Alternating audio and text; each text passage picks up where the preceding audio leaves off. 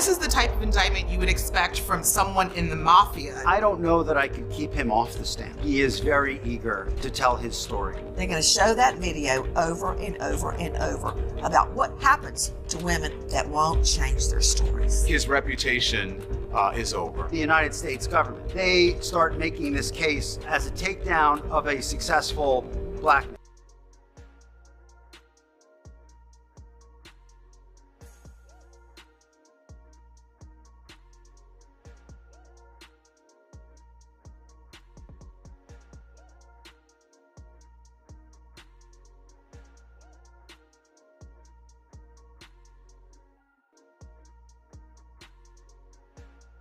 J-Lo is just, I don't know. Every man she's been with has said the same thing, except for Diddy. Diddy's the only one that said she was a great girlfriend and how he wish he hadn't messed it up. Yeah. How is that the only man in her life that had regrets about their relationship and everybody else ran for the hills? Like, it's not nobody noticing that. That everybody else that's left her, oh, she was too this, she was this, she was that. But Diddy said she was perfect. Maybe she was meant for the medal. What happens if you're only perfect for the devil? God. What the f does that make you?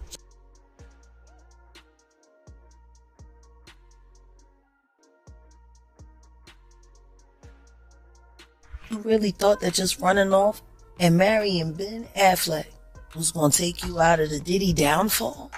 It saved her the first time, though, didn't it? Because as soon as that club was over and as soon as they finished interrogating her, when she sat there and cried like a baby, I don't want to go to jail, Benny Medina put her with that drunk white boy.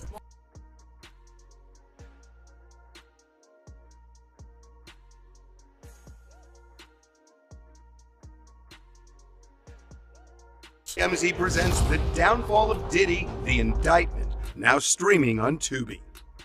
Well, Diddy is not giving up, even before he gets to the trial, he's not giving up on trying to get out of jail. You know that he has been turned down twice to get out on bail, and he is being held in Brooklyn and will be there until the trial begins. Unless he appeals and an appeals court says the judge was wrong, the judge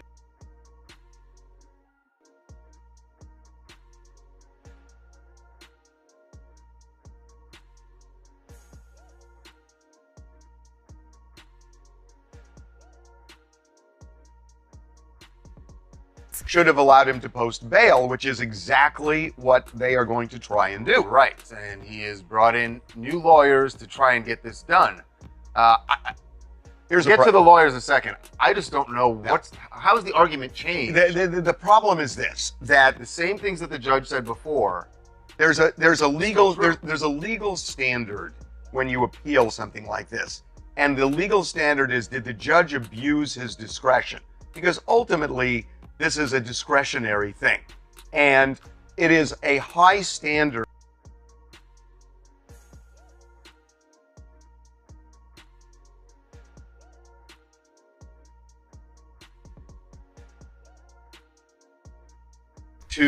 for an appellate court to meet to say, we're going to superimpose our view of it over the trial judge's view of it. And what the trial judge was saying is, look, he is a flight risk and a danger in the sense that he's tried to intimidate and influence witnesses in the case.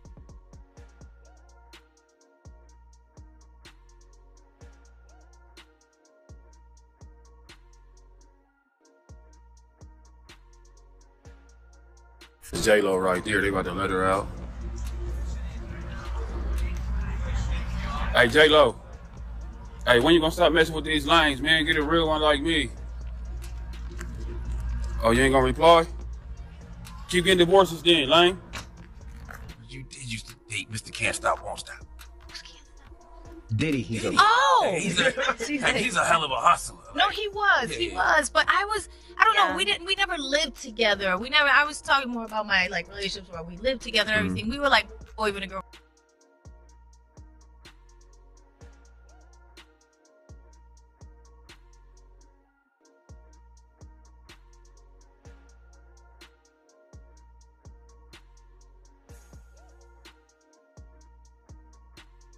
Jennifer Lopez and Ben Affleck are no strangers to rumors. Recently, there's much buzz about the couple's marriage being on the rocks.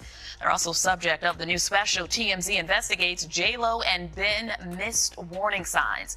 Well, joining us this morning is TMZ's Harvey Levin. We're going to clear it out and get right to the facts. So, Harvey, as soon as Bennifer 2.0 loaded, it seems it imploded just as fast. What happened with these two?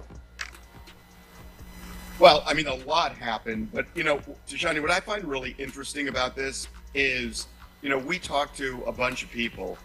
They saw this coming like a freight train for a whole bunch of reasons.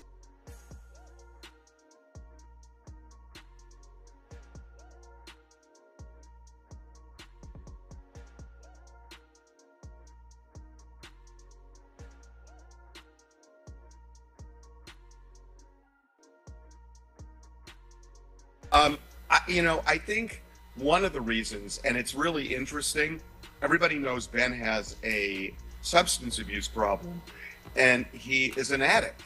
But the people we spoke to also said that Jennifer Lopez is an addict, not substance abuse. She is a love addict. And I know that sounds crazy, but it's actually a thing that she falls fast and hard for people. And she usually gets engaged, or she has gotten engaged just months after getting involved with somebody. And when it ends, there is no alone time. She goes right to the next person.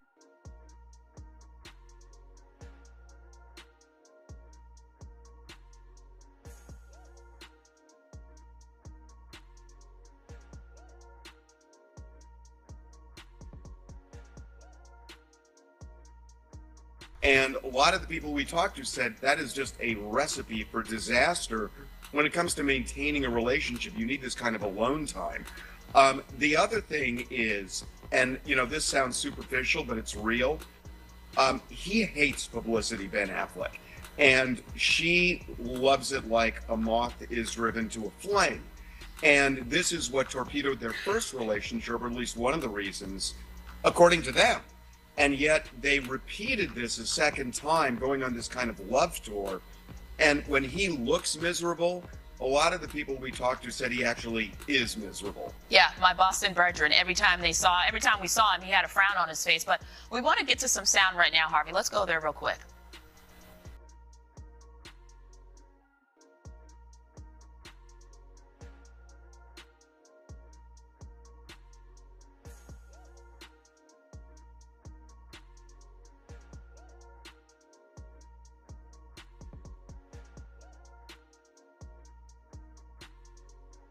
You think about the kids, because they've been a nice little blended family. They developed this relationship. What happens to them now? Do you think they'll be able to maintain that closeness? That's, we get into that a lot in this.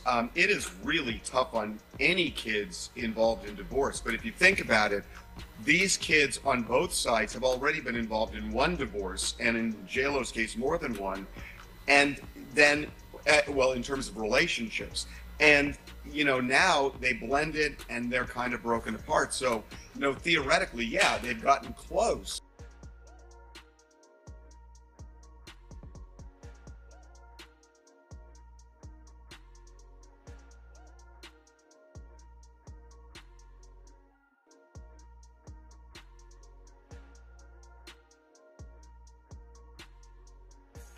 But they are going to lead separate lives. I mean, look, they're getting divorced. They're selling the family house. He's moved out. We know she is looking for her own home. So do they maintain a relationship? It's possible, but they are going to be in separate orbits eventually, because all signs here are this marriage is over. And now she gave him a very special Happy Father's Day shout out, calling Ben their hero. I mean, no one's pulled the plug yet, Harvey. Is it safe to say that it's possible they could get things back on track? Yeah, I mean, Tashani, anything is possible. But again, they have put their home on the market. He has moved out.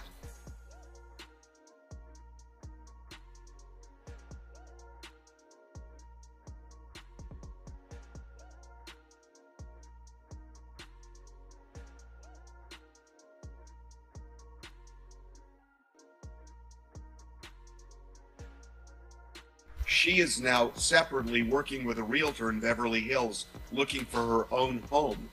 That's not the sign of two people who are going to try and reconcile. And it's just not what we're hearing. So, you know, I know a lot of people were rooting for this, and that itself might be a problem, because what happens is that when you've got two big stars and you've got the world kind of rooting for this fantasy, they buy into it, and if it doesn't work, they feel still that need to hold it together. It just hasn't worked. And we get into that in some detail in the Hulu documentary that dropped today.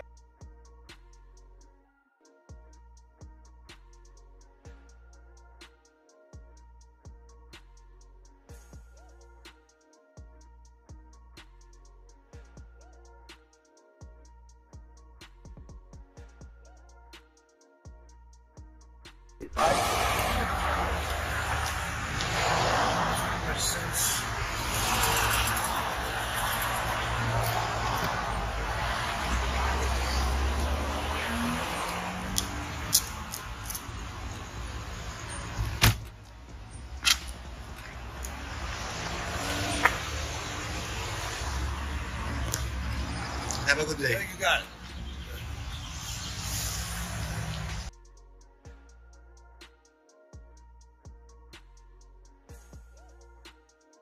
Yeah, I had a chance to watch it actually yesterday ahead of this interview, and the whole time, Harvey, I was like, ooh. So it's certainly worth watching. Why don't you let the people out there know how they can watch it? It is on Hulu. It dropped today. It is called J-Lo and Ben Missed Warning Signs. And you will hear from a lot of people who know a whole lot in this area, including the person you just mentioned, John Peters, one of the most successful producers in Hollywood, who actually put J-Lo in one of her first movies. All right, Harvey, thank you. We appreciate you.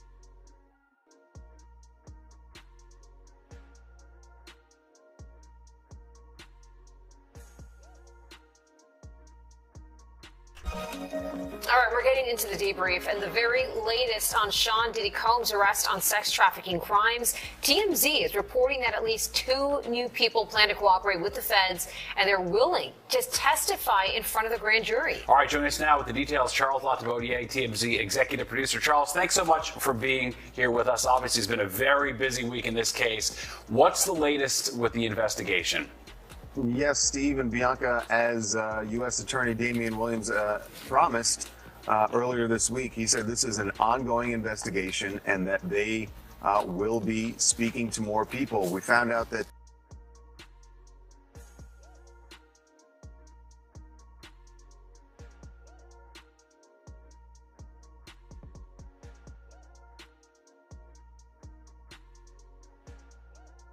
he's in there, and what we've been told by a former warden is he's a target. That's the fact of the matter, and that's why they have him in a solitary part of the jail, because they don't, you know, he becomes a target because it's like what we've been told, it's like a badge of honor that if you were able to inflict some violence on Diddy, that gets you score points with other inmates. So that's a situation that obviously the jail officials do not want to happen. So they're going out of the way to make sure that doesn't happen.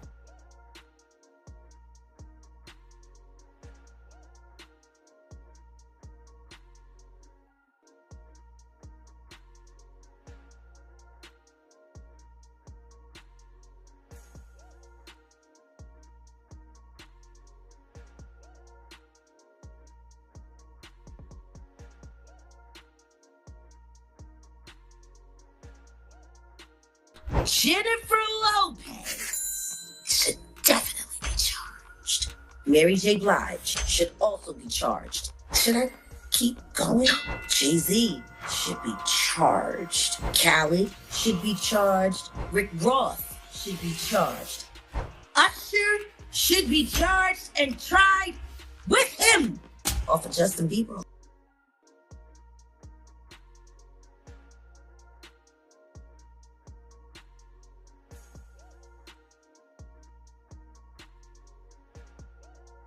So let's bring in criminal defense attorney Stacey Schneider. And Stacey, you say today's indictment reads like a mob indictment. What was most shocking to you of all these allegations?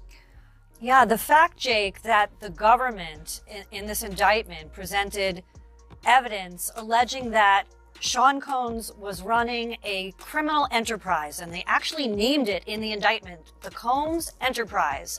And they said that this enterprise consisted of him as the alleged leader, his employees, assistants, staff, allegedly.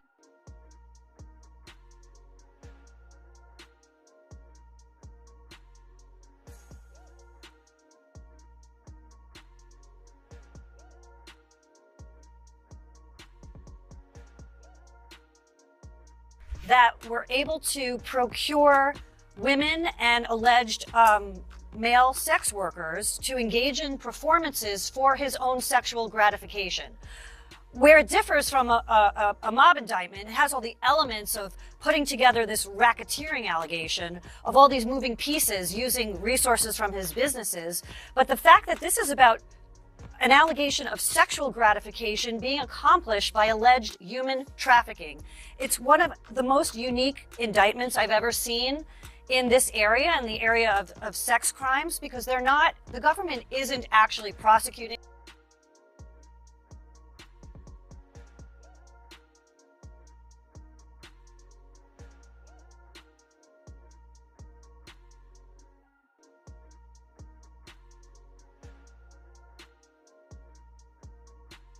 The sex crimes, other than the human trafficking or the sex trafficking, they're not prosecuting any type of alleged sexual abuse to women, although that's part of this racketeering scheme. But the actual charges are racketeering conspiracy, sex trafficking, and transporting individuals over state lines to engage in prostitution.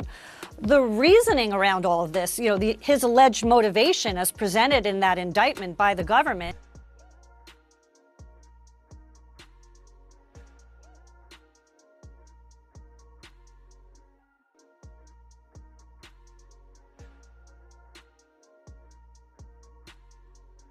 is for his own personal gratification. And that's just the strangest type of indictment I've ever seen. But I agree with you. This indictment reads, it's very disturbing. The facts presented are out of, a very bad Hollywood story. And a lot of the evidence, alleged evidence, that's been gathered in this case was from those 2 raids that were conducted on his personal homes in Miami and Los Angeles. And the indictment names the things seized that he allegedly made videos of these sexual performances that have been named Freak Off.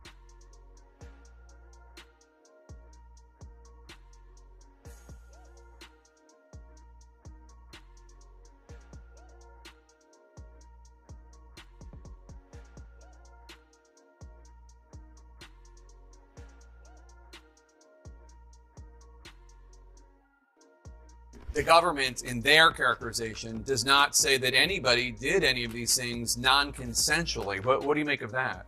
I make of that as being a big flaw already in the government's case, which the defense was quick to point out.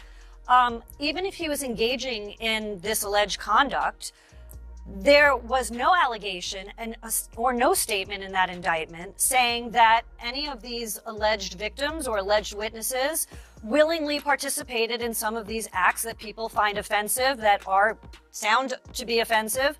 And that's a very important part of the case. What was the consent?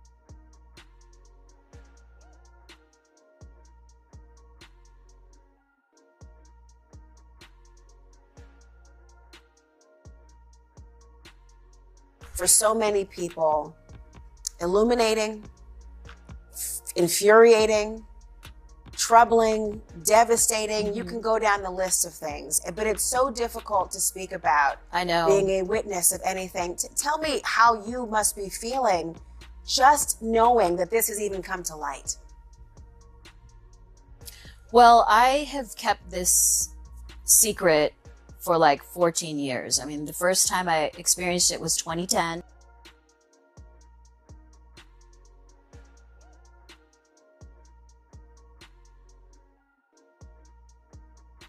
When Puff came in, and I had no idea Cassie left. And when I woke up, I just saw his presence come into the room. They went into the bedroom and shut the door, and all I could hear is screaming and yelling and whatever was going on in there, I don't know. But all I could think of was to grab Cassie's things and start packing it up and just getting her out to safety and bringing her to my house. Busted lip, but a lot of knots all over her head. Did she go to the police at that point or anything? No, we didn't know what to do at that point because, Puffy is a very powerful person and we were quite terrified. So I just, brought her to my house, and my friend who is a doctor, I called her, and thank God she was in town because we didn't know what to do. And she treated her for, just to make sure she didn't have a concussion or anything like that. But it was really it was painful to